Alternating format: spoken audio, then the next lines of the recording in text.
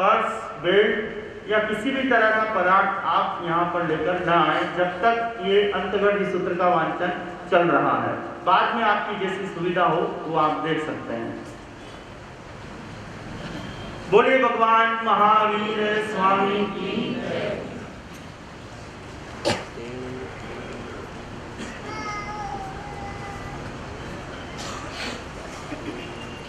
नमो अर्यंताणं नमो सिद्धाणं नमो आयज्ञानं नमो उवैज्ञानं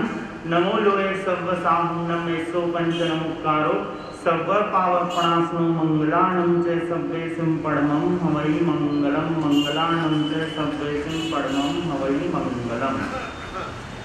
तेणं कारणं तेणं समेणं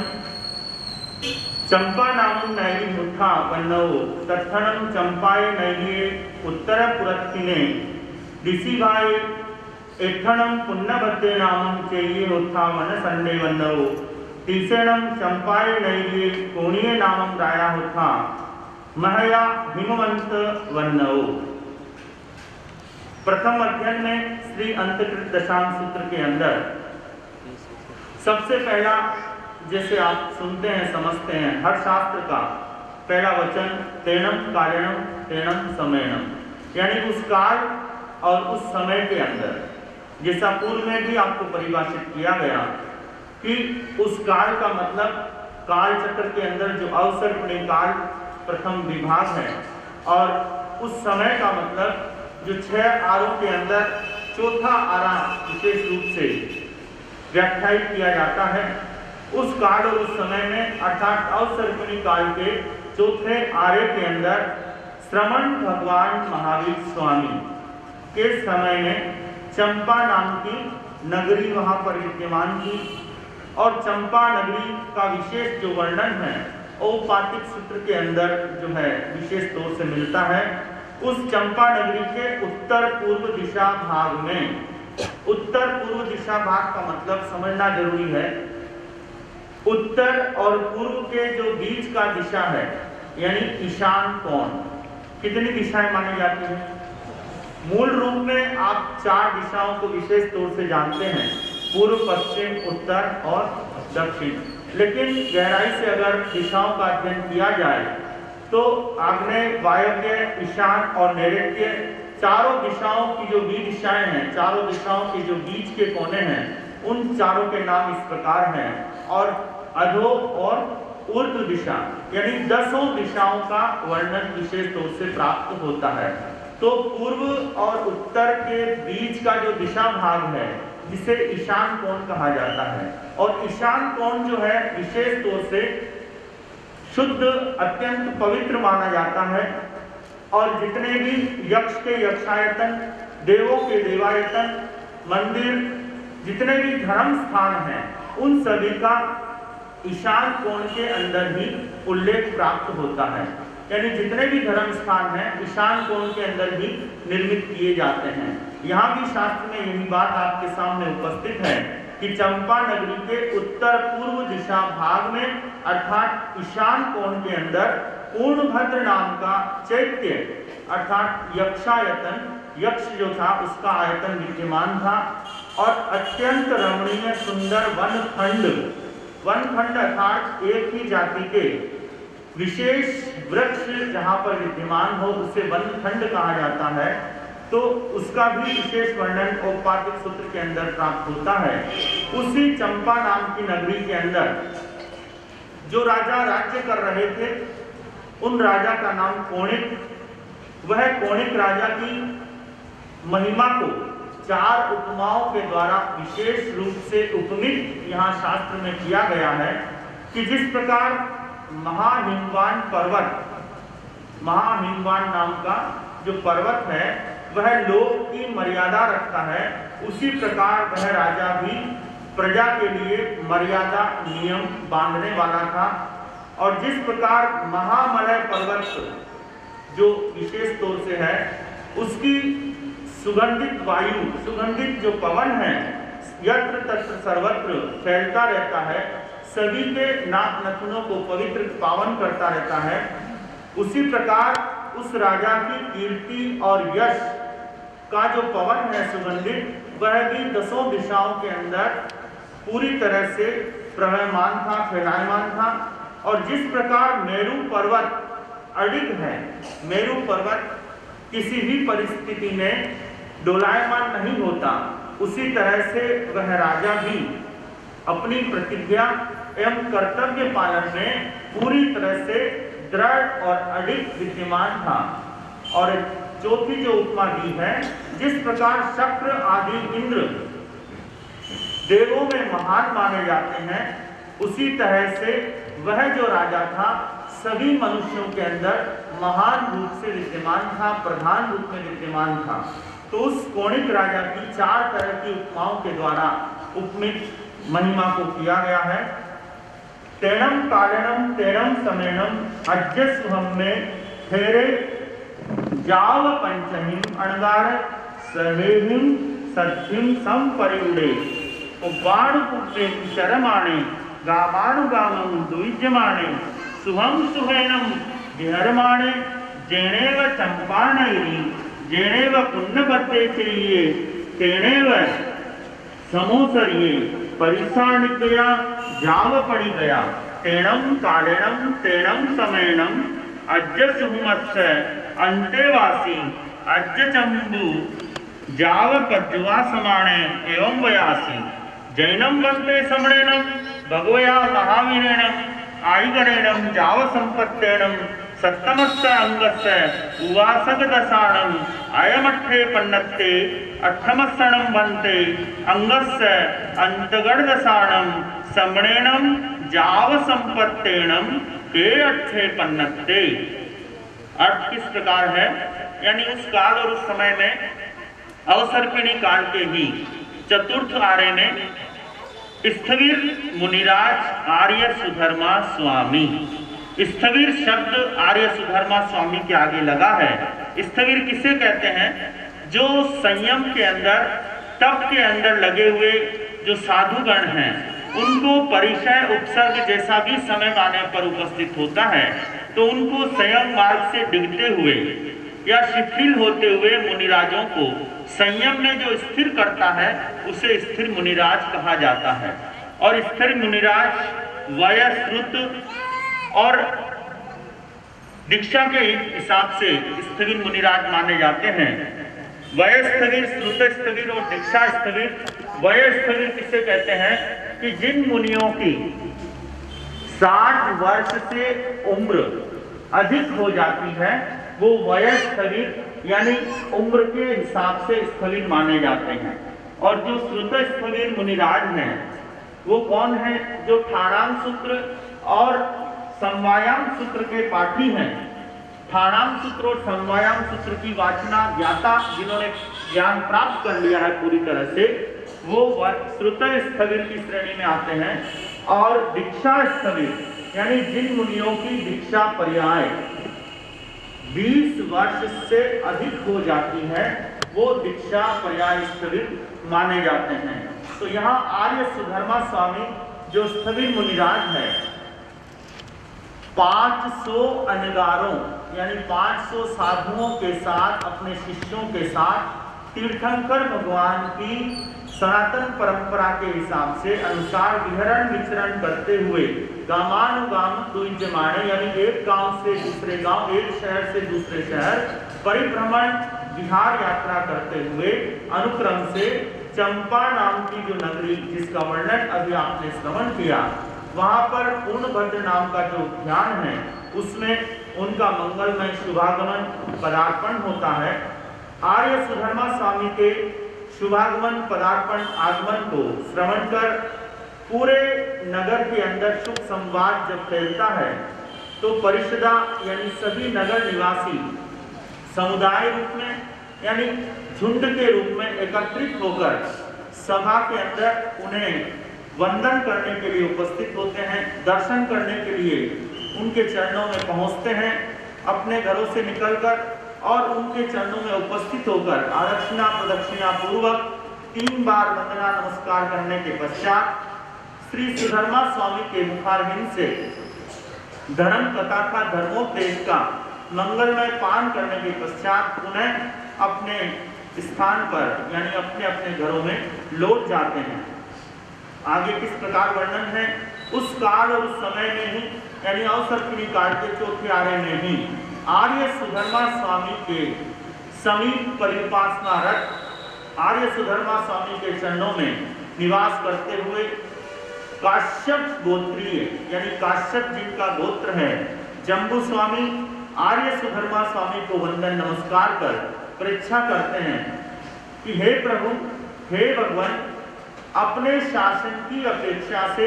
धर्म की आदि करने वाले यानी 24 तीर्थंकर भगवान हुए हैं और हर तीर्थंकर अपने अपने शासन के अंदर धर्म की शुरुआत प्रारंभ करता है। और वर्तमान समय में शासन चल रहा है श्रमण भगवान महावीर स्वामी का, तो अपने शासन की अपेक्षा से धर्म की प्रारंभ, धर्म की आदि, धर्म की शुरुआत करने वाले जो हैं साधु साध्वी श्रावक श्राविका रूपी जो 4 तीर्थ हैं, इन सभी चारों तीर्थों की स्थापना करने वाले सिद्धि गति को प्राप्त श्रमण भगवान महावीर स्वामी ने जो 7वें अंग सूत्र, क्या नाम, उपासक दशांग सूत्र का जो वर्णन विवेचन फरमाया और उसके अंदर आनंद कामदेव आदि जो 10 सुश्रावक हैं, धर्म की धुरा रखने वाले, उन सभी का वर्णन विवेचन अभी मैंने आपके मुखारबिंद से श्रवण किया। अब आप कृपा करें, फरमाएं कि अगला जो अंग सूत्र है 8वां, जिसका नाम श्री अंतकृत दशांग सूत्र है, उस अंतकृत दशांग सूत्र के अंदर प्रभु ने तारण तिरण की जहां श्रमण भगवान महावीर स्वामी ने क्या वर्णन विवेचन फरमाया है, किस विषय का प्रतिपादन विवेचन फरमाया है, सो कृपा करें। तो सुधर्मा स्वामी जम्बू स्वामी को संबोधित कर फरमा रहे हैं, एवं खलु जम्बू समणेनम जाव संपत्तेनम अट्ठमस्य अंगस्य अंतगर्दसाणम अट्ठवक्कापन्नता जैनम वन्ते समणेनम जाव संपत्तेनम अट्ठमस्य अंगस्य अंतगर्दसाणम अट्ठवक्कापन्नता पद्मस्थनम वन्ते वक्कस्य अंतगर्दसाणम समणेनम जाव संपत्तेनम कैयच्छयनापन्नता एवं खलु जम्बू समणेनम जाव संपत्तेनम अट्ठमस्य अंगस्य अंतगर्दसाणम पद्मस्य वक्कस्य दश अध्ययनापन्नता कंजः गः गोयाम समुद्र सागर गंभीर चेव होई थीनिय आया ले कंपिले खंडू आखो बपासे नहीं लेनु। अर्थ किस प्रकार है, जम्बू स्वामी के उपयुक्त जिज्ञासा के समाधान में आर्य सुधर्मा स्वामी क्या फरमा रहे हैं, हे जम्बू, श्रमण भगवान महावीर स्वामी जिन्होंने सिद्धि गति को प्राप्त कर लिया है, उन्होंने 8वें अंग सूत्र श्री अंतकृत दशांग सूत्र के भीतर 8 वर्गों का वर्णन विवेचन फरमाया है। 8 वर्गों के द्वारा इस सूत्र की महिमा को प्रतिपादित किया है। तो पुनः जम्बू स्वामी वंदन नमस्कार कर कहते हैं कि हे भगवान, श्रमण भगवान महावीर स्वामी ने अंतकृत दशांग नामक 8वें अंग के 8 वर्गों का प्रतिपादन किया है, वर्णन विवेचन फरमाया है। तो उसमें प्रथम वर्ग जो है वो किस प्रकार है, उसका वर्णन विवेचन क्या है, उसके अंदर कितने अध्ययन हैं। तो पुनः सुधर्मा स्वामी जम्बू स्वामी को संबोधित कर फरमाते हैं, हे जम्बू, श्रमण भगवान महावीर स्वामी ने अंतकृत दशांग नामक 8वें अंग के प्रथम वर्ग के भीतर 10 अध्ययनों का वर्णन विवेचन फरमाया है। और 10 अध्ययनों के नाम इस प्रकार है, गौतम, समुद्र, सागर, गंभीर, स्थगित, अचर, कंपिन, अक्षोभ, प्रसेनजित, और 10वां जो अध्ययन है विष्णु कुमार के नाम से उपलब्ध होता है। जैनम वन्ते समणेनम जाव संपत्तेनम अट्ठमस्य अंगस्य अंतगर्दसाणम पद्मस्य वक्कस्य दश अध्ययनापन्नता कंजः गोयम जाव बिन्नु पणमसणम बनते अध्ययनस्य अंतर्दशानम सम्मेलनम जाव संपत्तेनम ए अर्थे पन्नते एवं खलु जम्बू तेणम कालेणम तेणम समयनम वारवई नामम नैरी हुत्था दुवारस ज्वेनायामा नव ज्वेना विच्छिन्ना धनवैमयी निम्निया चामीगर पागारा नानामणि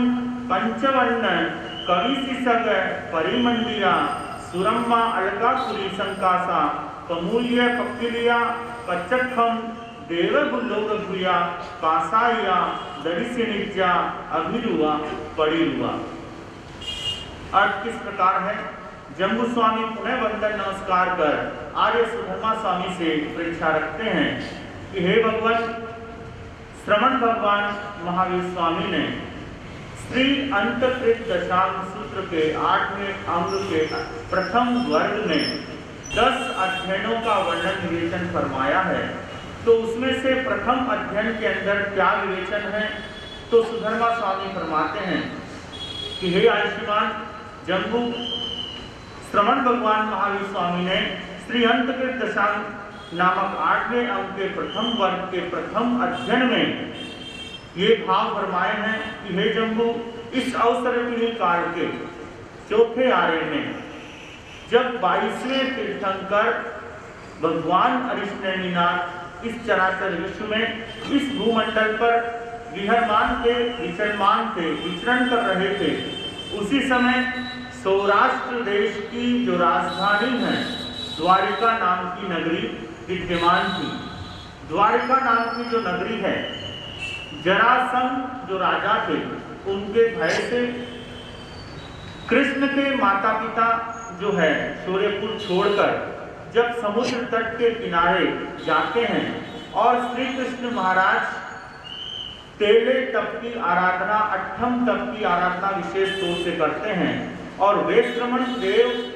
जब उनके तप के प्रभाव से वहां प्रकट होते हैं तो श्री कृष्ण वासुदेव उन्हें निवेदन करते हैं विशाल नगरी की रचना की। तो उन्हीं की तप के प्रभाव से उस समय वे श्रमण देवों के द्वारा 12 योजन लंबी और 9 योजन चौड़ी विशाल द्वारिका नाम की जो है नगरी बनाई जाती है। वह नगरी कुबेर जो वे श्रमण देव अभी नाम आपके सामने रखा, उनके बुद्धि कौशल के द्वारा विशेष तौर से वहां बनाई जाती है। स्वर्ण के परकोटे से यानी सोने का परकोटा चारों दिशाओं के अंदर उस नगरी के विद्यमान था। इंद्र नीलमणि, वैडूर्यमणि, पद्मरागमणि आदि विविध प्रकार की जो 5 रंग की मणियां हैं, वो सभी मणियां उस परकोटे के ऊपर जो कपि शीर्षक, जिसे आप देसी भाषा में कंगूरे कह सकते हैं, उन कंगूरों के ऊपर 5 रंग की मणियां विशेष रूप से विद्यमान थी। अत्यंत शोभनीय सुरम्य वह अलकापुरी के समान, यानी कुबेर की नगरी जो मानी जाती है अलकापुरी, उसकी उपमा जिस द्वारिका नगरी से दी जाती है, ऐसी विशेष अत्यंत सुंदर सुरम्य वह द्वारिका नगरी। उस नगरी के निवासी अत्यंत सुखी, प्रमुदित, हर्षित भाव से रह रहे हैं और सभी क्रीड़ा करते हुए आमोद प्रमोद क्रीड़ा की सभी सामग्रियों से वह नगरी परिपूर्ण है। देवलोक के समान वह नगरी प्रतीत होती है। प्रासादीय शब्द यहाँ उपस्थित होता है। प्रासादीय यानी दर्शकों के मन को प्रसन्न करने वाली और दर्शनीय एवं अभिरूप अर्थात प्रतिक्षण नवीन रूपों को धारण करने वाली वह अभिरूप और प्रतिरूप अर्थात असाधारण रूप वाली सर्वांग सौंदर्यपूर्ण अत्यंत शोभा से विद्यमान वह द्वारिका नाम की नगरी विद्यमान थी। तीसरेनम 12 वरीय नगरीय बहिया उत्तर पुरत्थिने इसी भाई एत्थणम रेवये नामम कव्वये होत्था वन्नवो कत्थणम रेवये कव्वये नंदनवने नामम उच्चाणे होत्था वन्नवो सुरक्तिये नामम जखायणे होत्था पुराणे सेणम एगेणम वनसंडेणम परिकृत्य अशोकवर पायवे तत्थणम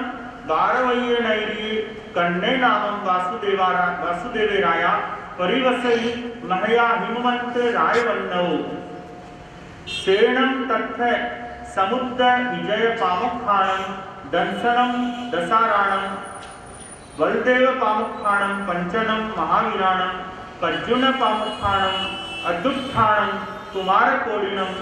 संब पामुखाणम षट्ठिये दुर्दंत साहसिनम महासेना पामुखाणम छप्पन्नाय बलवग साहसिनम वीरसेना पामुखाणम एकविसाय वीर साहसिनम उग्रसेनम पामुखाणम सोलसम रायसाहसिनम रुक्मिणी पामुखाणम सोलसन्नम देवसाहसिनम अनंगसेना पामुखाणम अणेगाणम गणिया साहसिनम अन्यसिम च बहुनम इसर जाव सत्थवाहनम गारवय्यनैर्ये अद्धपरहस्य सप्तमस्य आहेवच्चम जाव विहरणी। अर्थ किस प्रकार है? उसी द्वारिका नगरी जिसका वर्णन अभी आपने श्रवण किया, बाहर उत्तर पूर्व दिशा भाग में अर्थात ईशान कोण में रेवतक नाम का पर्वत और उस पर्वत पर नंदनवन नाम का उद्यान जिसके भीतर सुरम्य सुरप्रिय नाम के यक्ष का यक्षायतन विद्यमान है। वह सुरप्रिय नाम के यक्ष का यक्षायतन अत्यंत ही प्राचीन और उसी उद्यान में अशोक वृक्ष जो एक विशाल वनखंड से घिरा हुआ था, यानी सभी अशोक वृक्षों से वह वृक्ष घिरा हुआ था। उसी द्वारिका नगरी के अंदर श्री कृष्ण वासुदेव राजा जो है राज्य कर रहे हैं। जिस प्रकार से कौणिक राजा की 4 उपमाओं के द्वारा महिमा को उपमित किया गया था, वही 4 उपमाएं भी यहाँ शास्त्र में श्री कृष्ण वासुदेव के लिए उपलब्ध है। यानी वे ही अत्यंत परम प्रतापी राजा, वहां पर मर्यादा के पालक श्री कृष्ण वासुदेव राजा राज्य कर रहे हैं। और द्वारिका नगरी के अंदर ही समुद्र विजय आदि 10 दशार अर्थात जिनकी संख्या 10 हो, और 10 जो है राजा समुद्र विजय, अक्षोक, स्तमित, सागर, हिमवान, अचल, धरण, पूरण, अभिचंद और 10वें जो वसुदेव राजा है, ये सभी 10 राजा और 5 महावीर वहां पर विद्यमान थे। प्रद्युम्न जिनमें प्रमुख है, ऐसे 3.5 करोड़ राजकुमार वहां पर विद्यमान थे। शत्रुओं से कभी भी पराजित नहीं हारने वाले सांब जिसमें प्रमुख है, ऐसे 60,000 शूरवीर उनकी सेवा में विद्यमान थे। महासेन आदि सेनापति की अधीनता में निवास करने वाले 56,000 बलवर्ग विद्यमान था सैनिक दल, और वीर सेन आदि कार्यकुशल जो 21,000 वीर हैं वो वहां पर विद्यमान थे। उनकी अधीनता में रहने वाले उग्रसेन आदि 16,000 राजा थे। रुक्मणी आदि 16,000 श्री कृष्ण वासुदेव की क्या है रानियां महारानियां थी। 64 कलाओं में निपुण ऐसी अनंग सेना आदि अनेक नृत्यिकाएं वहां पर विद्यमान थी। आज्ञा में और भी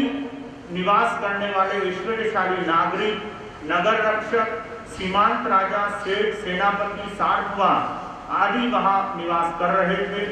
ऐसे परम प्रतापी राजा श्री कृष्ण वासुदेव, यानी कितना विशाल साम्राज्य उनका है। वासुदेव जो है, अभी आपने कुछ दिनों पूर्व वर्णन श्रवण किया था, 63 सलाखा पुरुष जो है, 24 तीर्थंकर, 12 चक्रवर्ती, 9 वासुदेव, 9 प्रतिवासुदेव और 9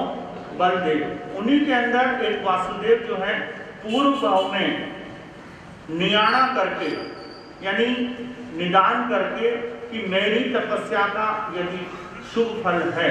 तो आने वाले समय में मैं परम प्रतापी राजा बनूं। तो इस प्रकार की संकल्प लेकर जो है अपने तप का उपयोग कर लेते हैं, तो वही आने वाले अगले भाव के अंदर वासुदेव पद की प्राप्ति को प्राप्त करते हैं। और वासुदेव जो है श्री कृष्ण महाराज जिनका वर्णन अभी आपने सुना, इतना विशाल साम्राज्य, ऐसे परम प्रतापी श्री कृष्ण वासुदेव द्वारिका नगरी से लेकर पूरे क्षेत्र की जो मर्यादा करने वाला वेताड्य पर्वत है उस तक अर्ध भरत यानी भरत क्षेत्र के 3 खंड, चक्रवर्ती 6 खंड के अधिपति होते हैं और वासुदेव 3 खंड के अधिपति। एक छत्र उनका राज्य तीनों खंडों के अंदर श्री कृष्ण वासुदेव का चल रहा था। तत्क्षणम वारवये नैर्ये अंडगवन्नी नामम राया परिवसई महया हिमवंत वन्नौ तत्क्षणम अंडगवन्यस्य रन्नो धारणी नामम देवी मुत्थावन्नौ तैणम सा धारणी देवी अन्नया कयायं तंसी तारिस गंसी सैनिचंसी एवं जहाँ महबले गहा सुमेण दंसन करना जमम बालतनम कलाओय जोवन पाणि गहनम कंता पासाय भोगाय नवरम गोयमो नामेणम अट्ठनम रायवर कन्नाणम एक दिवसेनम पाणि गिन्नावेंटी अट्ठट्ठो दाओ। अर्थात उसी द्वारिका नगरी के अंदर महाहिमवान मंदर आदि पर्वतों के समान स्थिर और मर्यादा पालक बलशाली जो राजा अंधकवृष्णि नाम के जो है विद्यमान थे, स्त्रियों के सभी गुणों से लक्षणों से संयुक्त धारणी नाम की उनकी रानी थी। वह धारणी नाम की रानी पुण्य आत्माएं जिस शय्या में शयन करती है, ऐसी शयन करने योग्य कोमलता पूर्वक जो शैया थी उसके ऊपर सोई हुई थी। एक समय उसने शुभ स्वप्न अपने सोते समय देखती है। शुभ स्वप्न को देखकर रानी धारणी जागृत होती है, राजा को स्वप्न बताती है और राजा से स्वप्न का फल जानती है और राजा से स्वप्न का फल जानकर यथा समय गर्भावस्था को प्राप्त होती है ऋतुमती होने के बाद, और समय आने पर सुंदर बालक को जन्म देती है और उस बालक का बाल्यकाल अत्यंत सुखपूर्वक व्यतीत होता है। और उस बालक को समय आने पर जिसका नाम गौतम कुमार रखा जाता है, उसका कुलाचार्य के पास संप्रेषित कर गणित आदि